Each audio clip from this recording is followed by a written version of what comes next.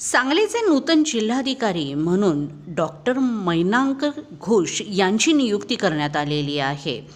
ते सध्या धाराशिव जिल्हा परिषदेचे मुख्य कार्यकारी अधिकारी म्हणून कार्यरत आहेत। आज जिल्हाधिकारी अशोक काकडे यांची पदोन्नती बदली झालेली आहे। त्यांना महाराष्ट्र राज्य कृषी औद्योगिक विकास महामंडळाच्या व्यवस्थापकीय संचालक पदावर संधी मिळालेली आहे।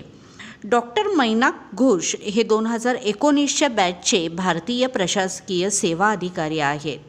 सध्या ते महाराष्ट्र केडरमध्ये असून धाराशिव येथे जिल्हा परिषदेचे मुख्य कार्यकारी अधिकारी म्हणून कार्यरत आहेत।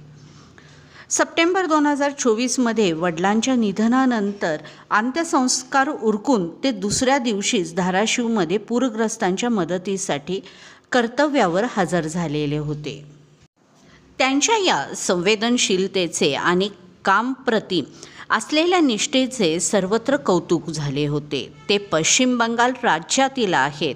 सचोटीने काम करणारे अधिकारी म्हणून त्यांची ओळख आहे।